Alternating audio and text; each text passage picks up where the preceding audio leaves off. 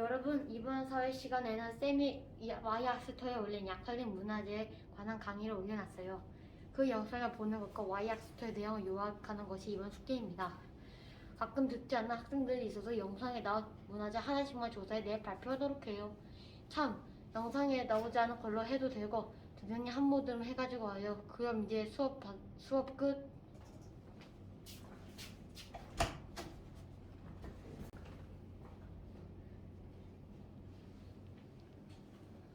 앞날이 막막하고만. 와약부터 듣고 숙제나 해야겠다. 동료가 숙제 같이 할래? 그래? 근데 우리끼리 하면 굉장히 힘들 것 같아. 예준아! 같이 할래? 뭔데? 와이악스터 듣고 숙제하는 거. 오케이. 어휴, 얘들아, 내가 자료 하나를 조사했는데 같이 들어볼래? 오, 네? 뭔데? 외교장각 도서에 대해 자료를 찾아왔어. 오. 근데 왜 이렇게 늦었어? 약속 시간 10분 지났는데. 내가 좀 준비를 늦게 해가지고. 아, 그래? 알았어. 안녕하세요. 천재입니다. 오늘은 약탈된 문화재에 대해 알아보겠습니다. 먼저 약탈된 문화재 중 대표적으로 왕후천추국전, 외교장각 도서, 직지, 이천향교 5층 석탑 등이 있습니다. 이러한 문화재들은 약탈, 구매 등의 방법으로 우리 문화재가 해외로 유출되었습니다. 해외에 무려 17만 점이 넘게 있다고 합니다. 특히 일본에 우리 문화재가 오면서 가장 많이 소장되어 있습니다. 왜냐하면 일제감정기나 임진왜란으로 일본에 우리나라로 오면서 우리나라의 소중한 우리의 문화재를 약탈해갔기 때문입니다. 외교장학 도서와 이천향교 5층 석탑에 대해 알아보겠습니다. 일단 외교장학 의견은 병인 양육 때 로즈 제독이 가져갔습니다. 하지만 지금은 우리나라에 있는데요. 왜냐하면 박병선 박사님이 열심히 연구했기에 의견을 찾아올 수 있었습니다. 이천향교 5층 석탑은 오쿠라가 가져갔는데요. 오쿠라가 문화재들을 모아서 전시한 것이 오쿠라 컬렉션이라고 합니다. 하지만 우리나라의 대학교 덕분으로 우리나라로 돌아오게 되었습니다.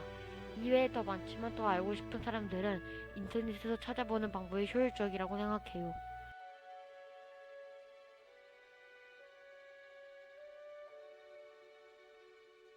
안녕하세요. 이건입니다.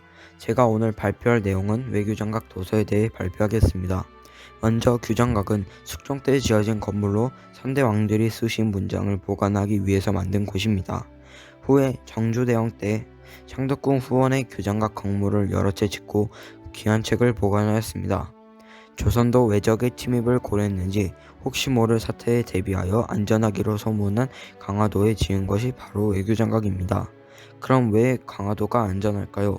강화도는 수도와 가깝고 주변 바닷물이 얕아 큰 배가 들어오기 어려워 외적의 침입을 방어하기 쉽습니다. 외교장각 도서는 외교장각에 보관된 책들인데요. 1866년에 일어난 조선과 프랑스의 전투에서 로즈 제독이 외교장각 도서와 은덩어리 19상자, 큰 책 300권, 작은 책 40권, 족자 7개, 갑옷 3벌을 함께 약탈해 갔습니다. 외교장각 도서는 현재 5년 단위 갱신되어 라는 조건 하에 우리나라에 있는데요. 외교장각 도서는 프랑스의 베르사유 분원 창고에서 발견되었는데요. 이때 박병선 박사님께서 노력해 주신 덕분에 외교장각 도서는 대한민국 땅을 밟을 수 있었습니다. 외교장각 도서 안에는 의궤도 있는데요. 의궤는 나라의 중요한 의례가 있을 때 그 궤적을 살필 수 있도록 기록한 책인데요.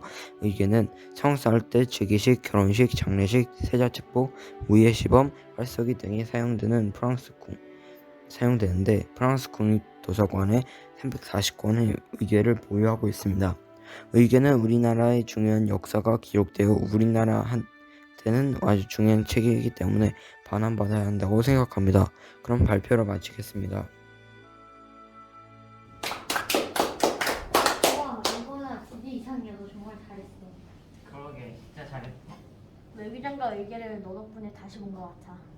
와, 그럼 이제 동혁이 차례인가? 그러게. 와, 기대돼. 너희 혹시 이천왕교 5층 성탑이라고 들어봤니? 아니. 아니? 그래서 내가 이 주제를 선택한 거야. 그럼 한번 같이 볼까? 그래. 안녕하세요. 길노입니다. 이 사진에 보이는 석탑의 이름은 무엇일까요? 아마 석탑하면 대표적으로 다보탑과 석가탑을 떠올릴 수 있습니다. 하지만 자세히 보시면 다보탑과 석가탑은 아닙니다. 그럼 이 석탑의 정체는 무엇일까요? 바로 이천왕교 5층 석탑입니다. 이 문화재는 지금 일본에 있는데요. 그럼 오늘 저와 함께 이천왕교 5층 석탑에 대해 알아보도록 하겠습니다. 이천왕교 5층 석탑은 고려시대 때 만들어진 석탑으로 높이는 약 6.48m이고 석탑이 머물렀던 장소의 이름을 따서 망현산 5층 석탑이라고도 불립니다. 이 문화재는 어떻게 일본에 가게 되었을까요? 바로 오쿠라가 가져갔습니다. 오쿠라가 자기 마음대로 우리의 문화재를 가져갔는데요. 우리나라는 가만히 있었을까요? 네, 그렇습니다. 그 이유는 바로 이때가 일제감정이어서 우리나라는 보고 있을 수밖에 없었습니다. 우리의 문화재를 가져간 일본은 우리의 문화재를 잘 보존하고 있을까요? 아닙니다. 현재 우리의 석탑에는 시멘트가 칠해져 있고 금이가 있습니다. 왜 이런 것일까요? 바로 지진입니다. 일본은 화산과 지진이 많이 나는 불의 고리에 걸쳐져 있어서 우리의 문화재는 크게 손상을 입었습니다. 일본은 도대체 왜 우리의 문화재를 잘 보존하고 있지 않을까요? 제 생각에는 자신의 문화재가 아니라고 생각해서 자신들의 문화재만 잘 간수하지 우리의 문화재는 잘 간수하고 있지 않는 것 같습니다. 그렇다면 이 이천왕교 5층 석탑의 가치는 무엇일까요? 만약 문화재에 대한 가치가 없다면 먹을 수 없는 과자가 되어버립니다. 먼저 이 석탑은 묵직한 사각 기단부를 특징으로 하고 있어서 우리나라의 수호신 같지 않나요? 또는 자신의 뜻을 굽히지 않는다는 것 같네요. 우리는 하루빨리라도 이 문화재를 돌려받아야 합니다. 계속 일본에 있다면 결국 석탑은 무너져 버릴 수 있습니다. 여러분은 이 석탑이 무너져 버리는 것을 원한가요? 만약 무너져 버린다면 이 문화재의 가치가 사라지면서 우리나라의 빛이 하나 없어지는 거라고 생각합니다. 감사합니다. 와 도현 정말 재밌었어. 너 덕분에 이천양고 5층 탑에 대해 알게 되었어. 그럼 이제 예준이 차례인가? 나는 직지를 선택했어. 왜냐하면 직지가 역사를 바꿨기 때문이야. 원래는 구텐베르크가 최초의 금속 활자본이었는데 박병성 박사님에 의해서 직지가 발견되면서 직지가 세계 최초의 금속 활자본이 되었기 때문이야. 정말? 어, 궁금할 것 같은데. 와, 재밌겠다. 한번 이야기해줘. 한번 그러면 동영상 같이 보자.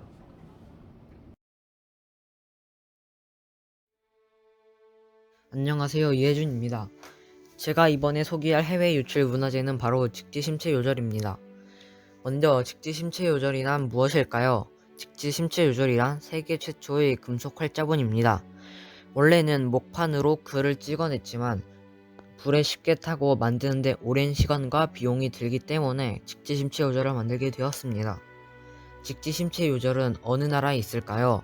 프랑스 국립도서관에서 박변성 박사님에 의해 발견되었습니다.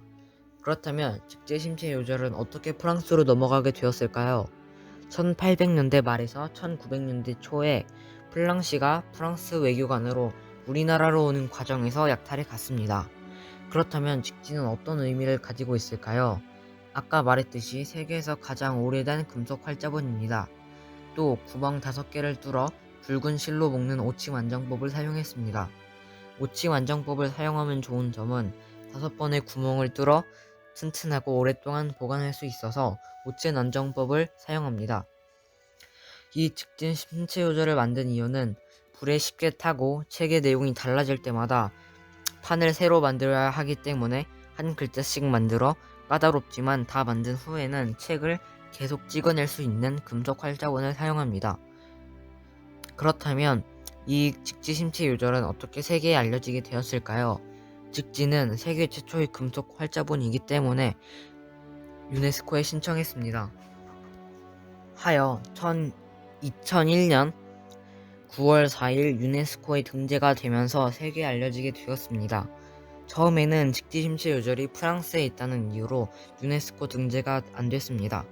그래서 이 직지 이외에도 다른 문화재들을 유네스코에 등재시키기 위해서는 해외로 유출된 문화재를 다시 돌려받아야 합니다. 그러기 위해서는 항상 우리나라의 문화재들에 관심을 갖고 또 공유해야 합니다. 이것으로 제 발표를 마치겠습니다. 와 정말 야 선생님 진짜 눈물이 나는데 와 너희들이 만든 영상 보고 참 감동스럽고 너희들이 참 여기까지 오길 참 힘들었고 와, 정말 잘한다는 걸 느꼈단다. 와 너희들 내 기대 인생보다 훨씬 잘했어. 그렇다면 너희들은 해외 유출된 문화를 어떻게 반환받을 수 있다 생각하니? 정부의 힘이 필요할 것 같아요. 왜냐하면 보통 문화재들은 민간인 단체들만 힘을 써서 정부의 힘이 늘어나면 우리가 환수받는 문화재의 수가 늘어날 것 같아요. 저는 국민들이 관심을 가져야 된다고 생각해요. 왜냐면 관심을 가지지 않는다면 세계가 알지 못해 반환받기 어렵기 때문이에요. 저는 국방력을 키워야 한다고 생각합니다. 왜냐면 국방력을 키워야 그 나라가 우리나라가 무서운 줄 알고 문화유산을 반환해 줄 것 같기 때문입니다. 선생님 생각은 어떠하세요?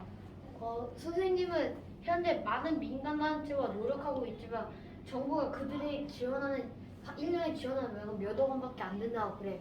그렇다면 나의 생각에는 정부가 민간단체에 지원을 많이 해서 민간단체들이 힘을 내서 문화재 환수 받는 게 좋다고 생각해. 그럼 얘들아 수고했어. 수업 끝. 예!